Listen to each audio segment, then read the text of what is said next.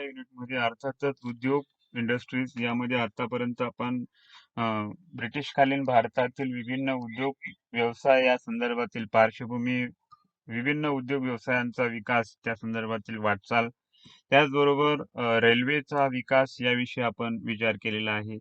त्यानंतर आज आपण विचार करणार आहोत कामगार चळवळ आणि फॅक्टरीज ऍक्ट.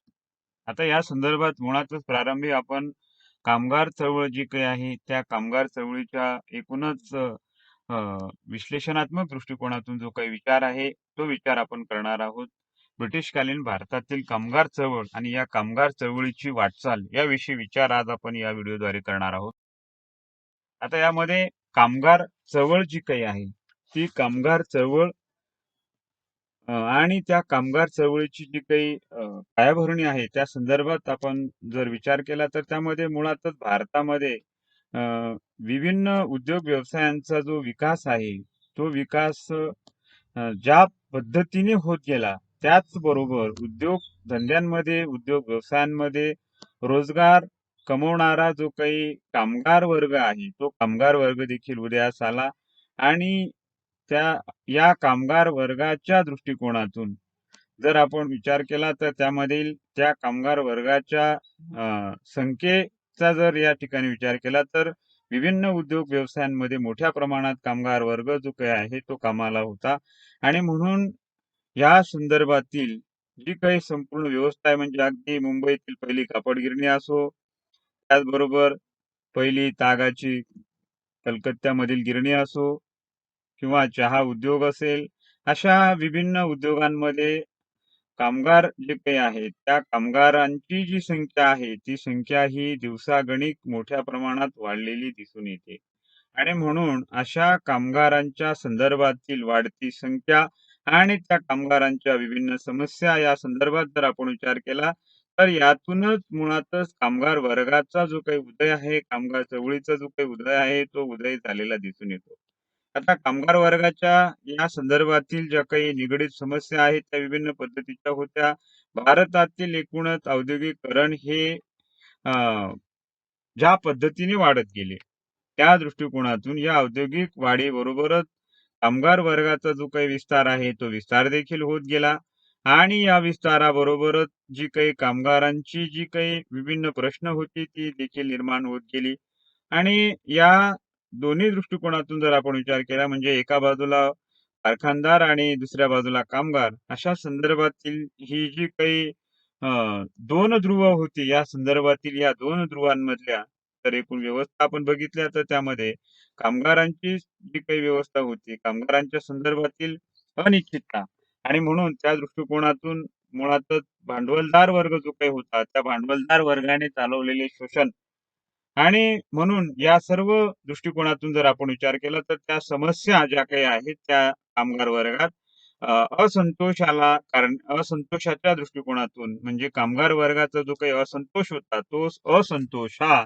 त्यांच्याशी निगडीत असणाऱ्या समस्यांमुळे निर्माण झालेला दिसून येतो आणि त्यातूनच कामगार चळवळीचा उदय हा भारतात झालेला दिसून येतो आणि अशा या कामगार चळवळीच्या उदयासाठी कामगार चळवळीच्या या एकूणच व्यवस्थेसाठी जी जी काही कारणमीमांसा होती त्या संदर्भात जर आपण विचार केला तर त्यामध्ये विविध घटक जे काही होते ते कारणीभूत असलेले दिसून येतात.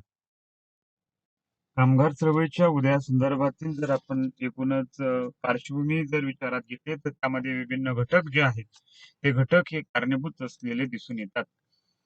आता या संदर्भात कामगार हा मुळातच क्रांतीचा वाहक म्हणून या विषयी जर आपण बघितला तर त्या दृष्टिकोनातून म्हणूनच जगातील कामगारांनो एक व्हा या घोषणा वाक्यातून सुरू झालेला हा कामगार चळवळीचा जो उदय आहे तो देशातल्या कामगारांनो एकत्र या अशा टप्प्यापर्यंत येऊन पोहोचलेला दिसून येतो.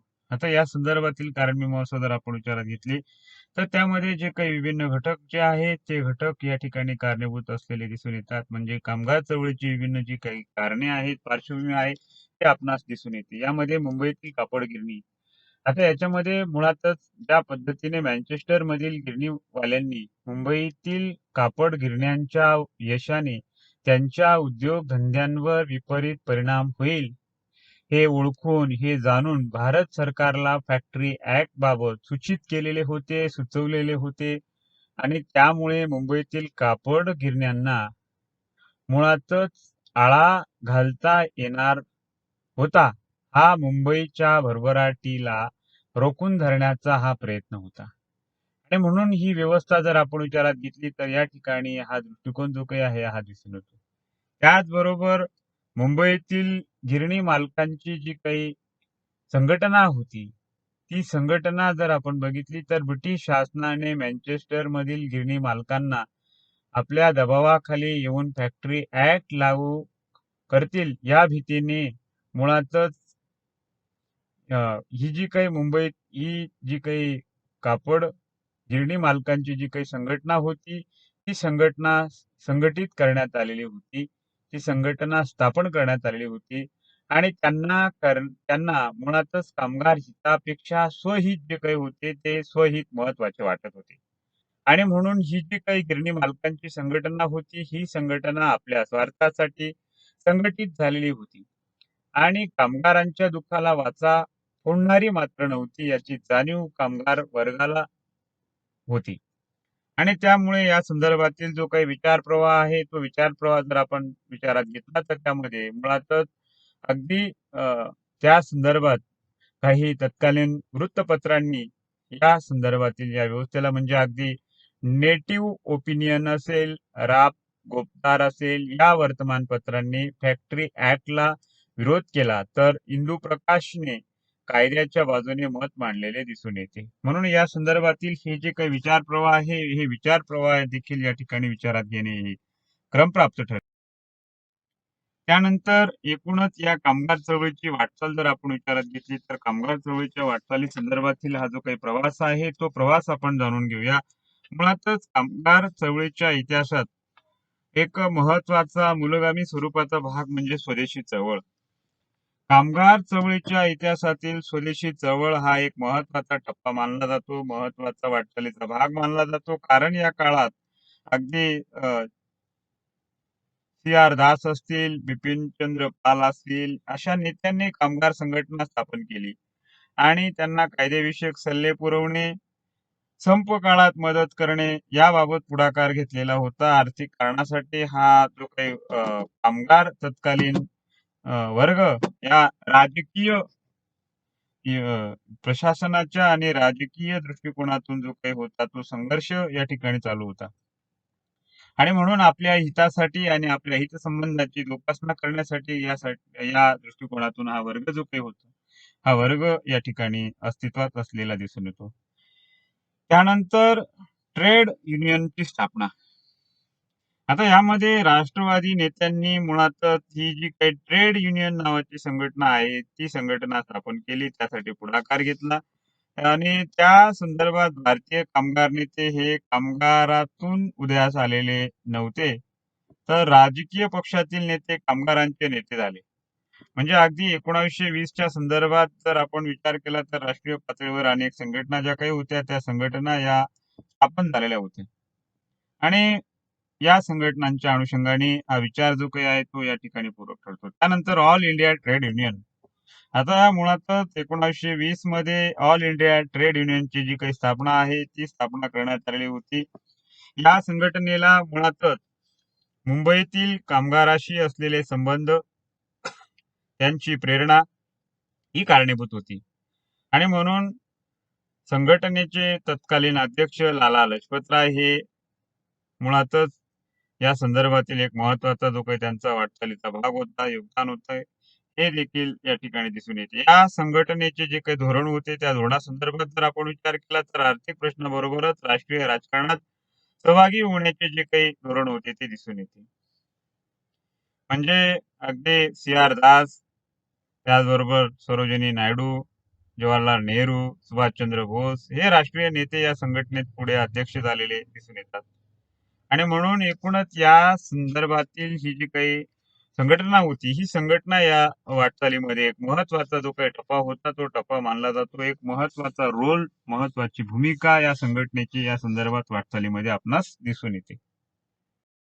एकूणच या कामगार चळवळीच्या वाटचाली संदर्भात जर आपण विचार केला तर यामध्ये आपण युद्धकालीन परिस्थिती संदर्भात विचार करूया. यामध्ये पहिले महायुद्ध आणि ट्रेड युनियन्स. आता यामध्ये मुळातच कामगार आणि कामगारांच्या जीवनामध्ये याआधी आपण विचारात घेतल्याप्रमाणे विभिन्न समस्या ज्या काही होत्या त्या समस्यांना वाचा फोडण्याच्या दृष्टिकोनातून ही जी गरज होती ती दिसून येते. म्हणजे अगदी कमी पगार असेल, कामाचे ज्यादा त्रास असतील, आरोग्याच्या दृष्टिकोनातून घातक वातावरण असेल, बालमजुरी असेल, सोयी सुविधांचा अभाव असेल, अशा अनेक समस्या या अस्तित्वात होत्या. आणि या समस्यातून बाहेर पडण्यासाठी, या समस्यातून प्रश्नांना निराकरण करण्यासाठी संघटित स्वरूप जे काही आहे ते संघटित स्वरूप कामगार चळवळीच्या माध्यमातून प्राप्त झालेले दिसून येते. तर यामध्ये आपण पहिले महायुद्ध आणि ट्रेड युनियनचा विचार करूया. यामध्ये कामगार जीवनातील जी काही स्थिती होती याआधी जाणून घेतल्याप्रमाणे ती स्थिती सुधारण्यासाठी आणि त्यामध्ये परिवर्तन जे काही आहे ते परिवर्तन घडवून आणण्यासाठी आणि अ, निश्चितच विभिन्न प्रश्नांना मुळातच वाव देण्यासाठी आणि त्यांच्या संदर्भातील निराकरण करण्यासाठी जी काही गरज होती ती गरज म्हणून संघटनात्मक रूप जे काही आहे ते धारण केलेले दिसून येते.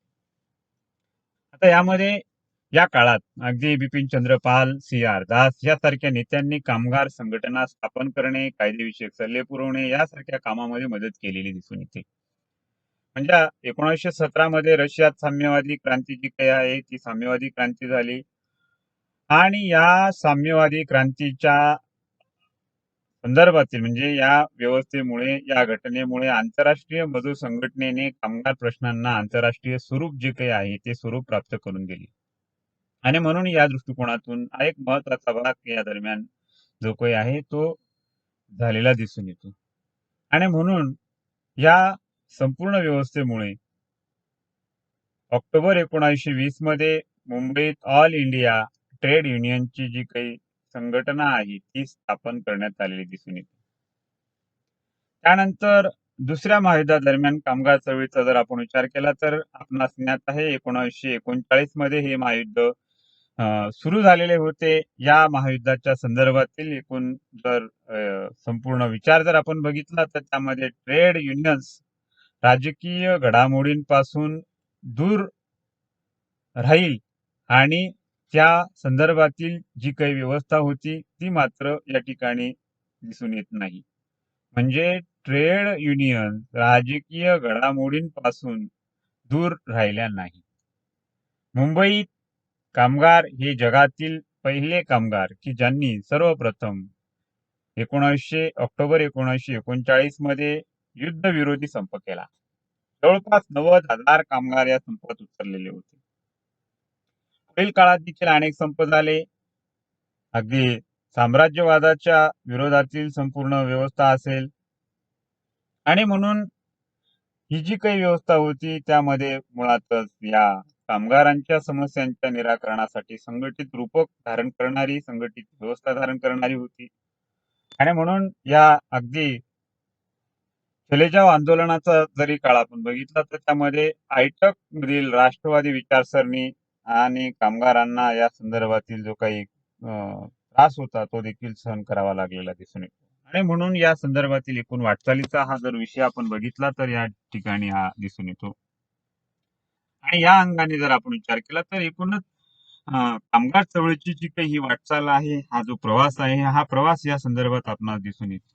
आणि म्हणून या प्रवासाविषयी जर आपण विचार केला तर त्यामध्ये विभिन्नता जी काही आहे ती या ठिकाणी जी काही काळ आणि समस्यांचे जे काही बदलते रूप या संदर्भात दिसून येते. आणि म्हणून कामगार चळवळीची जी काही वाटचाल आहे ही वाटचाल या ठिकाणी आपणास या विभिन्न विश्लेषणात्मक घटकातून झालेली आपणास दिसून येते.